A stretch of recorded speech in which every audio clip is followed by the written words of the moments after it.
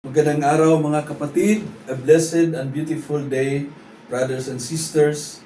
Welcome to our PP Carmel. Once again, together we listen to the words of God and ponder their challenges in our own times. Today is February 24, 2026, Tuesday of the first week of Lent. Our first reading is taken from the book of Isaiah. As the rain and the snow come down from the heavens and do not return till they have watered the earth, making it yield seed for the sower and food for others to eat, so is my word that goes forth out of my mouth. It will not return to me idle, but it shall accomplish my will, the purpose for which it has been sent. The word of the Lord. And our psalm is taken from Psalm 34, and it says, "From all their distress, God rescues me." And our gospel from St. Matthew chapter 6, verses 7 to 15. When you pray, do not use a lot of words as the pagans do, for they believe that the more they say, the more chance they have of being heard. Do not be like them. Your Father knows what you need, even before you ask Him. This then is how you should pray. Our Father in heaven, hallowed be your name. Your kingdom come. Your will be done on earth as it is in heaven. Give us today our daily bread. Forgive us our debts, as we forgive those who are in debt to us. Do not bring us to the test, but deliver us from the evil one. If you forgive others their wrongdoings, your Father in heaven will also forgive yours.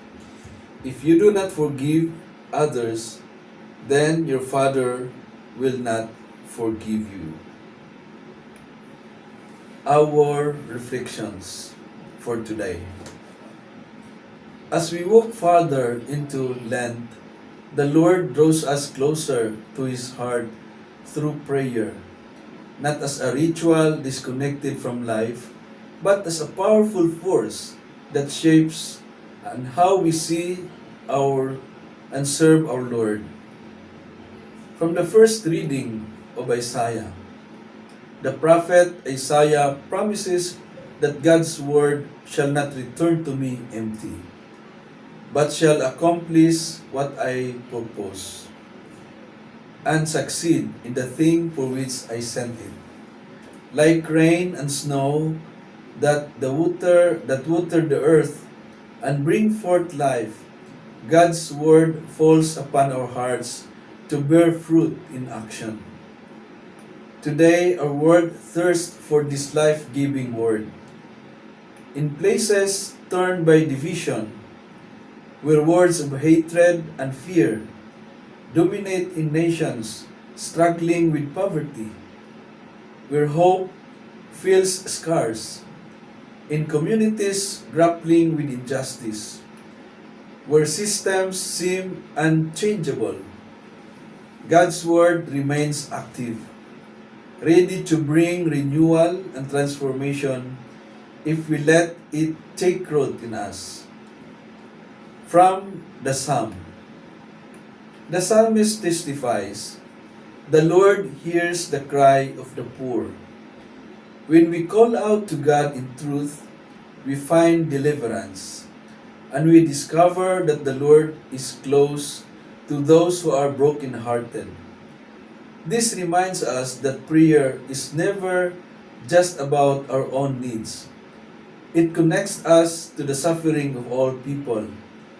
As we lift up the cries of the poor and marginalized across the globe, we see God's protection at work when communities come together to support one another, when aid reaches those in crisis, and when hearts are softened to act with compassion.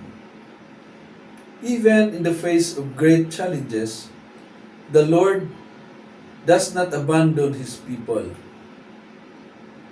From the Gospel of Matthew, Jesus teaches us to pray with sincerity, not empty words or showy displays.